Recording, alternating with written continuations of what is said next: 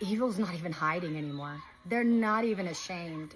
The people on the other side working against us believers are not ashamed.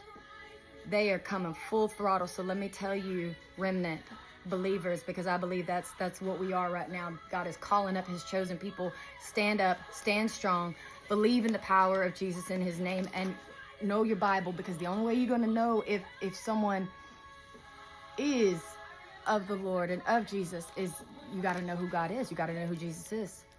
So I'm not perfect, but I'm sure trying to just share what I've learned so I can try and help the next person. So y'all stay safe out there, stay armored up, and God loves you. See you soon. Don't touch me, I'm a sealed by the fire of God.